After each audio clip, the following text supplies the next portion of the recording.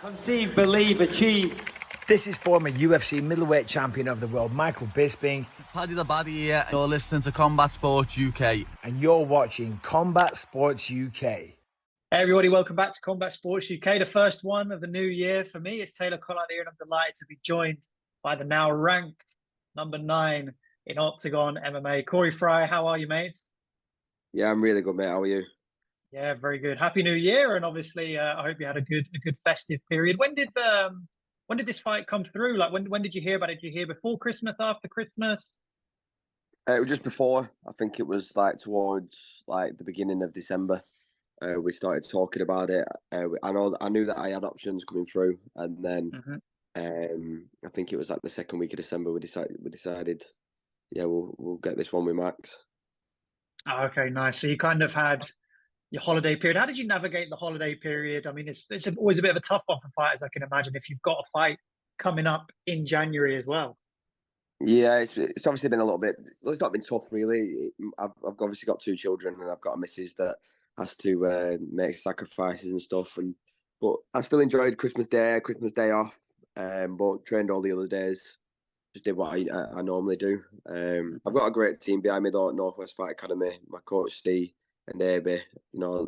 Obviously Aaron Aby's fighting himself, so we've been grafting together all the way through. So it's not really changed really. I've just had to sacrifice a couple of little treats here and there with the wife and kids. Yeah, none of the big boxes of celebrations, I can imagine. Just keeping it relatively chilled out. Anyway, well, that's great. I mean, let's go back to Cologne. It must feel like a little while ago now. Obviously, it was November, and I see a big smile come to your face there when you think about it. What are kind of your memories looking back on it now?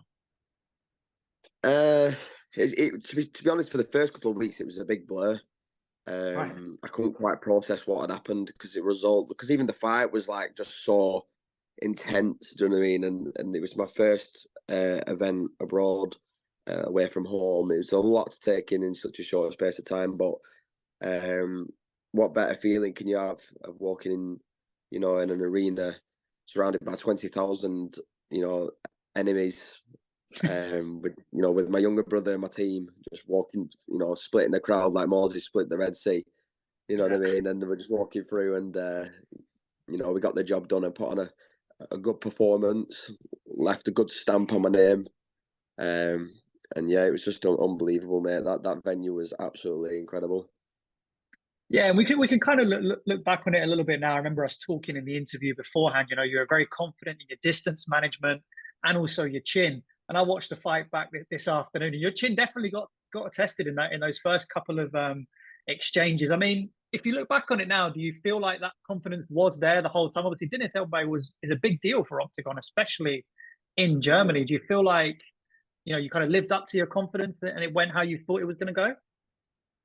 Yeah, don't get me wrong. I didn't expect to get. I said it in the interview. I'm a brutally honest person. I didn't expect to get hit as much as I did. I'm not used to it. I'm used to the guy doing the hitting and the people shooting. But it just showed a different element of my game. It just showed that I can adapt to a scenario. I can handle the pressure. Because it was a massively pressure. I know I said in the interviews it was pressuring for him, but I was under pressure. We obviously have to put on a front for some people and in front of cameras and stuff. But you are under pressure no matter what. You're walking in front of 20,000 people booing. When he walked out, the place was erupting. But I've always been confident in my chin since being a young fighter, young amateur. I know I've got a good sturdy chin. I thought I managed to distance a bit better than I did, but like I said, I adapted to the scenario that was put in front of me, and I got the job done and showed what me and my team have been working for the last 2 to 3 years.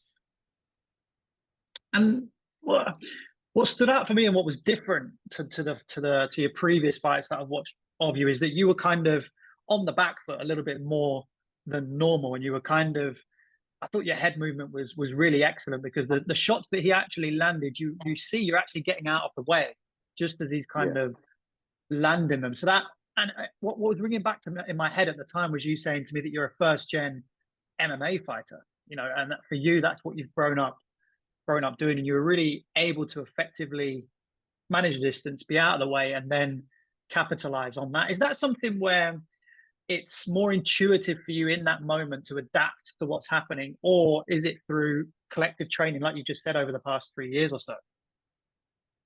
I think it was just a mixture of a few things, to be honest. My boxing coach said to me, he said, fitness is built up over, over a course of a couple of weeks of training, but conditioning's, that's built up over years and years of training. And the conditioning I showed in that fight, I think really shone through. I feel like I'm not gonna sit here and lie and say, oh, they weren't big shots, because 3 or 4 of them shots got through and they were big shots. Not to the point where I thought, oh, he's gonna put me out, but I thought, right, I'm gonna have to do something about this now. And but it's not. I was quite surprised, because I thought it was going to be more of a technical boxer. I thought he was going to be behind his jab. I thought he'd pace himself. But when someone just chucks the kitchen sink at you, the only thing you can do is kind of go with it and just try, go with the motion kind of thing, and try to ride the wave a little bit, because you can't really predict what someone's going to throw when he's not really thinking himself. He's just winging. So I said in the interviews, I knew the pressure was going to get to him, and I think that's a big sign of pressure. The fact that he's come out and he's just thrown the absolute kitchen sink. And I said to my teammate, I said, you can chuck the kitchen sink. I said, but what do you do when a guy laughs at you in your face, spits the kitchen sink back out at you, and throws something back? Do you know what I mean? And I could see that in him. And as soon as I took him down, I felt the big gasp, and I thought, game over here. Yeah, and you've actually touched on a really good point that I want to come back to later when we talk about Max, that pressure side of it. Just very last part on this, just talk us through that finish again. Like I said, I've watched it again, and your groundwork, it's more impressive to watch it back than it was live, because I think when I watched it live, I didn't quite appreciate the transitions you went through. I was just kind of up there kind of losing it, like, oh my god, he's got to get a finish here. But yeah, talk us through that ground sequence and how you kind of sort out that finish. Well, my coach is a massive advocate of going over fundamentals of grappling, and that's all that was. I didn't rush any position. I controlled every scenario. One thing I would have liked to have done more myself. If I'm being a bit critical myself, I would have liked to have damaged him a bit more, because a lot of fights are scored through damage now. So I would have liked to have landed a couple of shots. But my coach just goes through these positions with us, going from A to B, from B to C, and not trying to skip anything. We nail every single tiny detail from start to finish, and that's what I did. I controlled him in a deep half guard in the E. He tried locking up a guillotine, and I just put pressure through him until he kind of gave up a position, and made it that uncomfortable for him. He'd give me the next position instead of trying to force it and potentially creating a scramble. So yeah, I could just feel that everything he was trying to do was big and explosive, was where I was more controlling and more slow and precise, where he was just trying to do big movements. So it's just stuff we drill in the gym every single day. It's just fundamentals done properly, and not trying to do anything exotic or anything for the cameras. Just doing the small details that make a massive difference, really.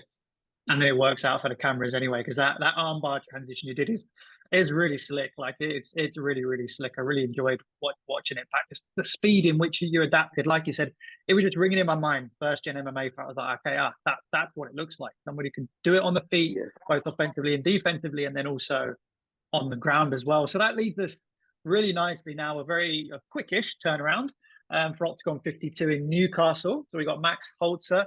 I mean, how's preparation going for this fight? How has camp been going so far? Yeah, brilliant, mate. Well, I've come straight out of the last camp, injury free.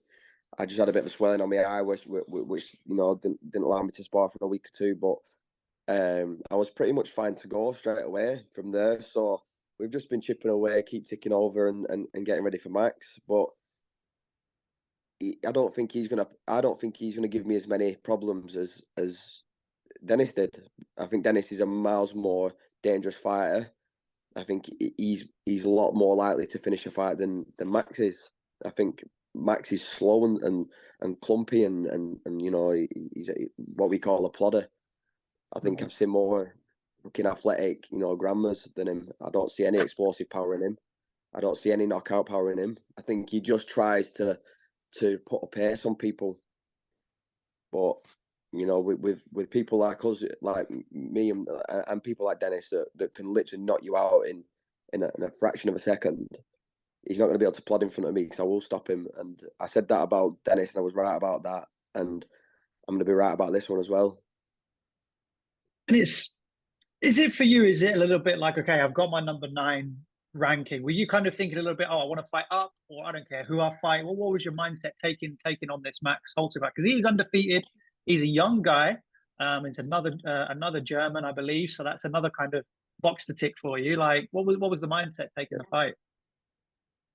I said in an interview, I said, if anyone comes to me in the top 15, I'll take straight away. Mm-hmm. I'll take anyone in the top 15 or anyone with a positive record. I didn't want these 2-0, 1-0. This guy's 6-0 with 6 finishes. Do you know what I mean? This is a guy that, I think he might have had 6 finishes. It might be 5 finishes and 1 decision. I think it might be. I can't remember. But, he's got a positive record, similar record to me. Again, which was the same with Deniz. I was 5-1, he was 5-0. I'm 6-1. This guy's 6-0. I don't think you can get a better evenly matched fight. But I don't know. I just trust my team. To be honest, if you could ask my manager and my coach, 9 times out of 10 they'll go, "I've got your fight." I go, "Right, no worries." I don't need to know your name. I don't need to know the weight. I don't need to the background, the style, or anything. I know my team. I've got 100% confidence in my team, and I know they've got my best interests at heart. And I know that whatever preparation we do is going to be aimed towards whatever opponent's put in front of me. So no matter who it is, they're getting dealt with. Yeah, and you mentioned before there when we were talking about the Deniz Ilbay fight is the pressure, and it's almost a roles reversed situation now, right? You're the home fighter. He's making his octagon debut. How are you going to end up not being in the Deniz Ilbay situation where the pressure's just too much and he just throws his game plan out the window and just steams? Like, what's your mental preparation like going into this to avoid that? I think the difference between this one for me and Deniz though is Deniz was on his doorstep. This one's about 4.5 hours from where I'm from. Do you know what I mean? 3.5 hour drive, 4 hour drive. So it's not like it's on my doorstep and there's going to be 15,000 people that know my name and that I bump into every single day in local Morrisons or anything like that. I'm taking some of my own crowd up, but it's not going to be the magnitude that his was. So yeah, the 100% is going to be more pressure for me this time than there was last time, in some ways, but in some ways not. Last time was a 50,000, bit getting a bit too carried away there. 20,000 capacity crowd in Germany. Do you know what I mean? I sold 5 tickets myself. I couldn't quite hear my crowd like, but that's a little bit different, bit more of a different pressure. Do you know what I mean? I've gone from these small clubs on places like UKFC where you've got probably 1,000 people to 20,000. That's a big pressure in itself. So just like I did last time, mate, I'll adapt to the pressure and I take pressure well. Diamonds are produced under pressure. So yeah. Yeah, and it's good to have that experience in Cologne as almost a kind of a grounder, almost to think, okay, let's stay away from the situation he got himself into and let's really focus in on what we can do. I mean, ideal world, do you want to kind of test yourself on the ground with Max, or are you looking to keep it as a stand-up and just try and knock him out? I think I'll do whatever I want to do with Max. I think, I'm not going to sit here and say, "Oh, I'm going to go in and just knock him out." All I'm going to do is I'm going to absolutely lever him on my feet. He's going to hit the deck at some point. I'll beat him up there, and if I need to strangle him, I'll strangle him. If I need to break his arm, I'll break his arm. And if he gets back up, I'll knock him back down. So I think in whatever scenario he puts himself in, he's going to get hurt. And I think I am the miles more well-rounded fighter. I think I'm a better wrestler. I think I'm a better grappler. And I think I'm a better striker. I think I've fought miles better people than him. He's fought people that are, the 5-2, but the only 5 wins they've ever had are 0-1, 0-3, 3-1, 0-5. One with fucking 737. Do you know what I mean? I've had one fight like that, and that's kind of pull out 2 days before the event. Do you know what I mean? And that was kind of like my hands were tied kind of thing. But yeah, I think I've been tested far more than he has, and I think I'm going to put a really bad beating on him. And the fact that he's tried talking shit on social media is going to seriously backfire on him. And that being said, I mean, everything goes well in Newcastle. How do you see yourself kind of in the division? It's a very exciting division in Octagon. You've obviously just had the title fight with Samsonite and Keita. How do you Yeah. see yourself? You know, it'd be great, obviously, to get the start off fighting early in January. What do you kind of see 2024 looking like for you? Like I've said before, like this fight, when I beat Max, will hopefully land me in the top 5. I think this time. I think I'll rank 9 off that first win. I think I'll be in the top 5 after this second win, and then I'm going to be eyes on the title. I'd like to have, you know, a potential title fight in, you know, if we can get it in the UK, brilliant, or in anyone's back garden, I'm asked.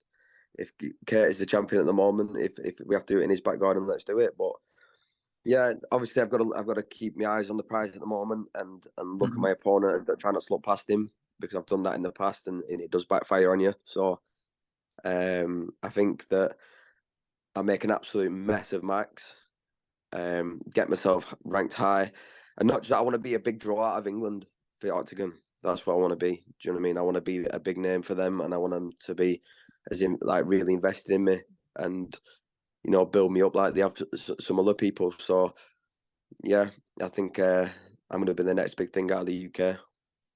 Yeah, and you can tell that Octagon are really looking for that with yourself, with Aaron, with Akon Wineless as well. A lot of the guys on this card, Jack Cartwright, he's another one.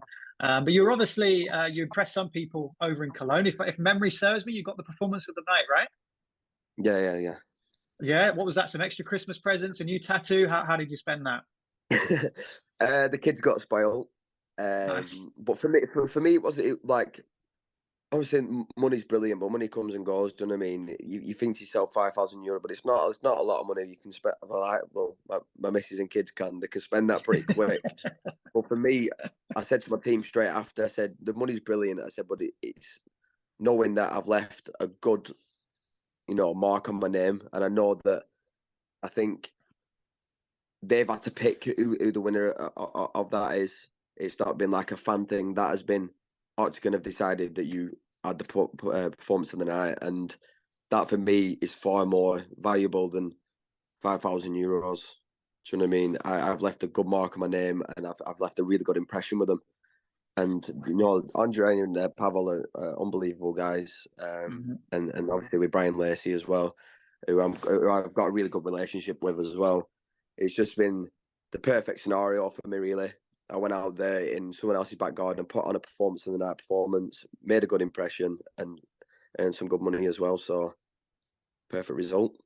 Yeah, picked up a fantastic finish as well.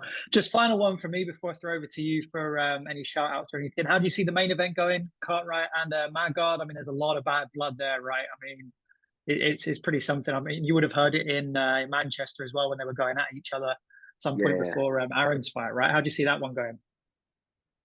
Do you know what? To be fair, I like both guys. I respect both guys quite highly. I think Jack Cartwright's an unbelievable fighter, and so is obviously Jonas. I think that Jack might have possibly the edge on the feet. I think Jack's boxing might be a bit too good for Jonas, but Jonas is a dog. So, I don't like to. I'm going to stick with the home guy, obviously. I'm going to stick with Jack. He's the English lad, and I'm going to stick behind him. I think his boxing will be a little bit too much for Jonas, but still love to Jonas. He's a fucking warrior, and I think it's going to be a class fight. Oh, brilliant. Yeah, absolutely should be. Well, listen, mate, I'll throw it over to you. Anybody you want to shout out, any sponsors or anything like that, just before we finish up?